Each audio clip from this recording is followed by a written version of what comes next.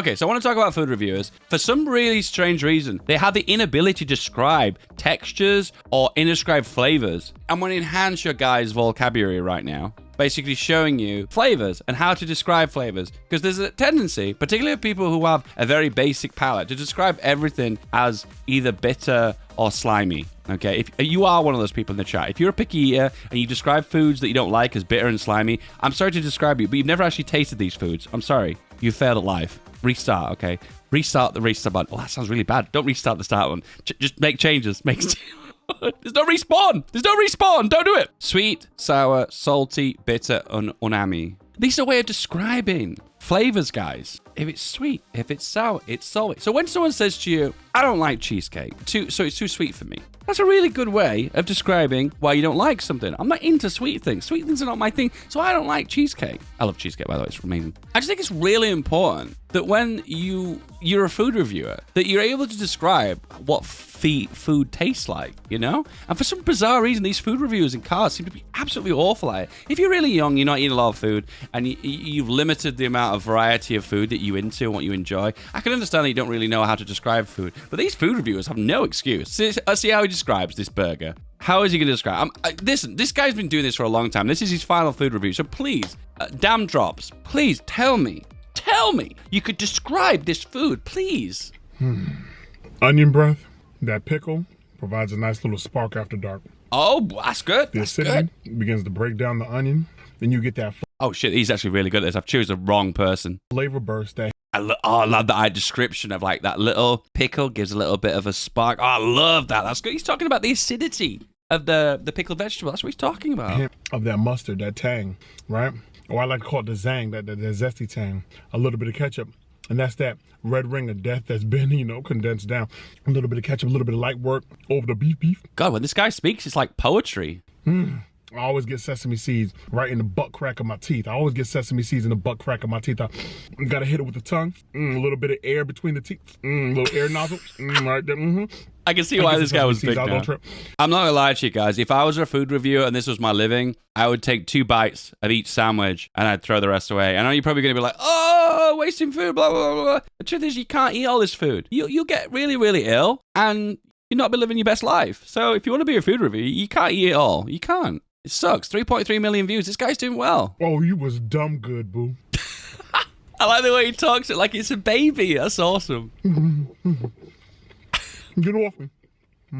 Okay, this guy is a living legend. Okay, there's no doubt about it. It seems like he's a good food reviewer. I might be getting him mixed up with another food reviewer. It's not him I'm thinking of, though. There's a guy with glasses, and he looks like a middle-aged man. And all of his food reviews are, like, incredibly cringe. Do you guys just have milk? We have chocolate milk and regular milk. I'll have regular milk. Do a Weatherspoons review. I could do. Another one. 2 of them. Another one. So 2. 3. I mean, it would be a big order. You guys would get a lot of Oh, this happens a lot on TikTok. They always say something like, if you ask for the Land, Sea and Air burger, they'll try and combine 3 burger patties that won't usually be together at McDonald's. But these random orders don't even really exist. You have to order them yourself and construct them. Right now, I would. God, that song's so addictive. It gets in your head, doesn't it? 4 Heil Hitlers out of 5. Oh, that must have been a really good fucking schnitzel. I forget how edgy iDubbbz was. I forget it. The amount of N-bombs he used to drop in his videos in the old days. I swear he showed the guy in the video, the guy I was trying to find. He has like the most condescending face possible. Let's think of a taco review. Oh, these ones where they order like everything on the menu. It's so dumb. Makes a good thumbnail though, doesn't it? I eat everything at Taco Bell. 18 million views. Never seen anything like this before. This guy is the engineer. You will never see of satire. like this again. I want to know how successful this guy is. I really want to know, actually. Because I've never actually seen this guy's YouTube video. All I see is people link the memes. 6.7 million views. This guy must have some entertainment value. He's not just a guy reviewing food, right? The worst thing about his job is wake up in the morning and having to put that suit on, honestly, and slicking his hair back. That looks so dry. This is one of the issues with chicken breast. I know chicken breast is healthier. I know chicken breast, for the most part, usually sits better on you because it's less oil and less fat, you know? But the problem with chicken breast, if you cook it for too long, it goes really dry, and it's just awful. And that's the reason why when they see them deep fry stuff like a thigh burger or something like that, they always have like a chicken thigh over a breast because you can deep fry it and it'll still have its wetness. Listen, I don't want to be mean or anything, but one of the food trends at the minute is chicken katsu, and katsu curry is so boring. I want to get excited for you guys. I think the reason why katsu curry is so successful is because I think it's available to all palates. Like, it's not spicy, it's not really salty, which a lot of Asian food tends to be. It's just kind of like universally accepted by all mouths. When I've experimented with more like interesting foods, when I taste katsu curry, I'm like, this tastes like the mildest, most boring curry palatable to a child that I ever tasted in my entire life. And I'm just so unbelievably bored. And every time I see it, when I go to Wagamama's, I see it on the menu, and I'm like, should I get it this time? Should I go for it? And I'm like, it just tastes boring. I like Rogan Josh. Rogan Josh is Kashmiri. Oh, Kashmir. Okay. And Jalfrezi. These are all like tomato-based curries. My girlfriend's not into these, but I really like them. From Bengal. There's another one too as well that I like that's like an Iranian curry as well. But everyone thinks it's an Indian curry, but it's not. I think the truth is a lot of cultures around the world have adopted curry as one of their either national dishes or one of their main dishes or one of the ones that consume very frequently. But I think whenever people think curry, they always think India straight away. I think it's just an association. But when you actually Google your favorite curry, you'll be surprised what country it's from. It's not where you think, you know.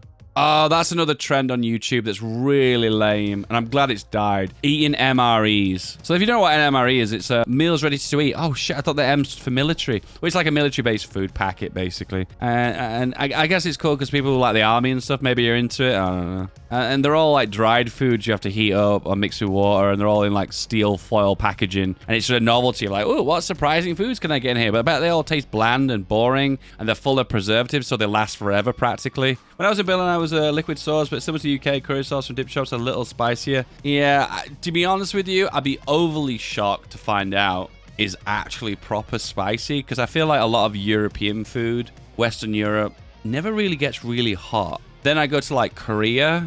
Well, I don't go to Korea, but I would love to go. Korea, Japan, China. I imagine their spicy food is really spicy. Maybe I'm being a little bit biased there. Maybe I'm playing into a stereotypical trope of what I think Koreans, Japanese, and Chinese are. I don't know. I have a feeling. I could be right. I could be wrong. Western Europe adds mustard to add spice. Yeah. If you've ever had English mustard before, you'll know what I mean. That stuff blows your mind. But it's a different kind of heat, though. It's not like the spicy heat. It's kind of like, it's like, I like to refer to it as like an aftermath. You have a bit of mustard, and you eat it. Like, oh, that was really tasty. Nice flavored acidity, saltiness. Really nice. Really great compliments what you eat with it. And then afterwards, you get like, you're like breathing fire, you know?